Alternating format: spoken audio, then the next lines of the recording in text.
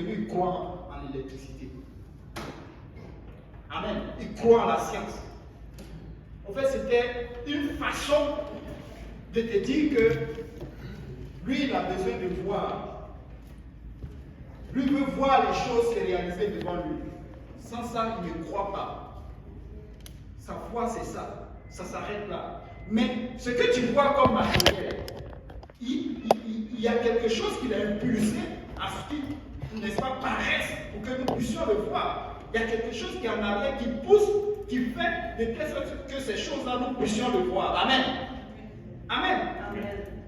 Hey, si on disait tantôt, on vous avait envoyé un message, on dit, bon, c'est le frère Simplice aujourd'hui qui vous convoque à l'église. Vous pensez que vous allez venir? À part peut-être ceux qui croient en moi, ils vont venir me voir. Bon, pourquoi on va le voir?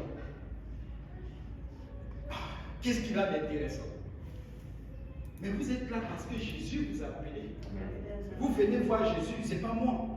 Peut-être aujourd'hui je prêche, je parle de Jésus, mais en réalité c'est de Jésus. Amen. C'est de Jésus que vous avez besoin. Parce que l'homme a toujours besoin de rester connecté à la source de sa création. Amen. Alléluia. L'homme a besoin de ça. Amen. Alléluia. Est-ce qu'on peut acclamer le Seigneur?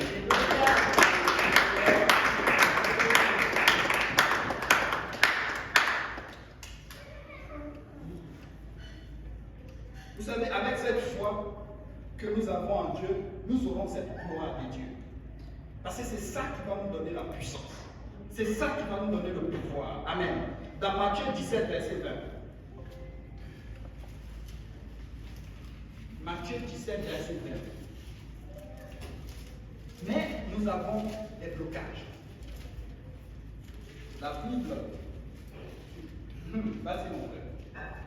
C'est à cause de votre incrédulité. Oh, attends, un peu. On dit c'est à cause de notre incrédulité. Amen. Vous savez, tu dors la nuit et il y a un soi-disant petit, je ne sais pas moi, quelque chose qui vient t'effrayer. Tu te lèves, tu le tapes. Vous savez, s'il y a un moustique, j'ai vécu au village, dans des campements en Côte d'Ivoire, où tu dors dans une maison et puis les moustiques t'empêchent de dormir. Il y avait tellement de moustiques que vraiment c'était difficile d'avoir un bon sommeil. Tu voyais les mêmes se balader à gauche, tu voyais les foulards passer à droite. Mais c'est comme ça. Mais quand tu es dans le Seigneur et que tu vois qu'un ennemi te fatigue, il y a les esprits méchants. La seule façon, le seul foulard que tu dois avoir, tu te lèves, tu te mets sur tes genoux. Et tu restes là jusqu'à ce que le Seigneur te dise, oui, il va partir. Oui, il est parti. Oui. Et je te dis que les choses ne vont plus rester le même. Le problème, c'est que tantôt le frère a évoqué l'incrédulité. Vous savez que très souvent, l'incrédulité peut faire que tu viens, tu pries 2 minutes et puis tu te lèves, tu continues ta route. Mais Dieu dit que nous devons aller faire des disciples. Ça veut dire que nous-mêmes, nous devons être des disciples. Amen. Donc tu dois être un disciple. Un disciple, c'est quelqu'un qui persévère. Amen. Amen. Quelqu'un que sa vie a complètement changé. Tu ne vas pas chasser un démon parce qu'il est là et puis tu retournes ta vie d'avant. Aujourd'hui, là, ce soir, tu dois prendre la décision que ma vie, là, c'est fini. Là, les choses vont changer. Quelque chose t'a attiré vers le Seigneur. Quelque chose t'a fait venir dans sa maison. Et cette chose-là te dit que c'est Dieu qui donne la gloire. Et cette gloire-là va te donner la puissance, n'est-ce pas, de retrouver une vie normale. Mais la vie normale se trouve dans une discipline.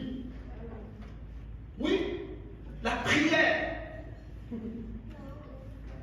Oui, continue mon frère. C'est à cause de votre incrédulité, lui a dit Jésus. Je vous le dis en vérité. Si vous aviez de la foi comme un grain de sénévé, vous diriez à cette montagne, transporte-toi d'ici là, et elle se transporterait. Rien ne vous serait impossible. Rien ne serait impossible. Donc, incrédulité. Mais si on veut vaincre l'incrédulité, nous devons avoir quoi? une discipline qui nous conduit à quoi? À la foi. Et cette foi qui grandit, la Bible nous dit quoi? Rien ne nous serait impossible. Mais regardez, dans rien, qu'est-ce qu'il y a? Il n'y a pas d'obstacle. Il y a tout. Merci maman. Il y a tout.